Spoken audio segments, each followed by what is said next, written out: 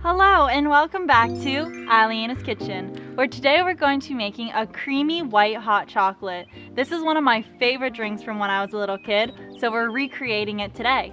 So let's get started. Okay, so what I'm starting with at about a medium heat is I'm going to add in my milk. So today I'm using almond milk, but you can really use any milk of your choice, and I have a cup and a half.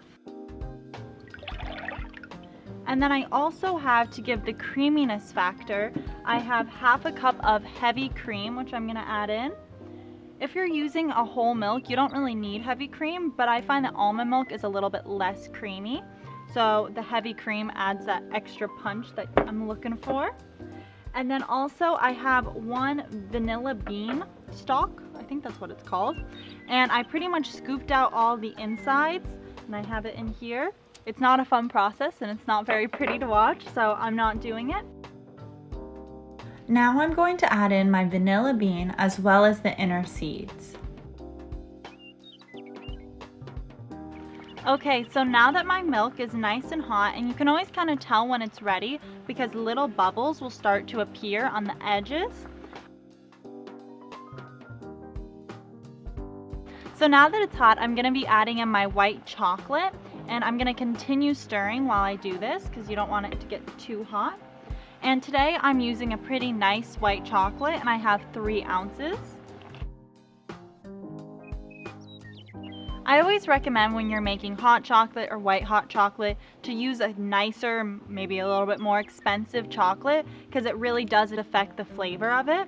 And also, I don't recommend using chocolate chips because chocolate chips have stabilizers in them that make them not melt as well as a chocolate bar.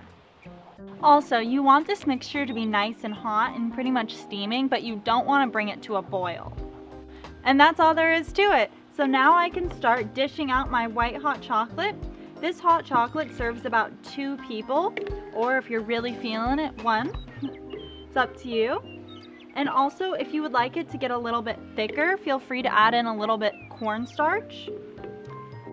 Okay, and also today I have some frozen whipping cream that I piped out and just stuck in the freezer for about half an hour to an hour. And I just used a little bit of heavy whipping cream, well, a lot of heavy whipping cream, a little bit of vanilla extract, and a little bit of sugar to create this. And now I'm just gonna pop one on top. I really like this technique of putting whipping cream on top that's frozen because a lot of times when you just put it on, it all melts so quickly. So having it frozen, it stays longer and keeps that creaminess of the hot chocolate. And then also today, I have some Pocky Sticks that I'm just gonna pop in to give an extra little flavor. And then I also am going to grate a little bit of dark chocolate on top, just to give a little contrast in colors as well as flavors.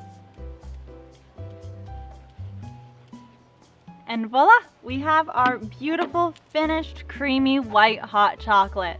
I hope you guys enjoy this as much as I do. And now the best part, getting to taste it.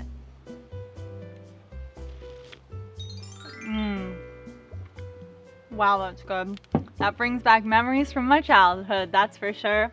I hope you guys like this as much as I do, and please share it with a friend and let me know what you think in the comments down below. Thank you so much for watching, and I'll see you next time.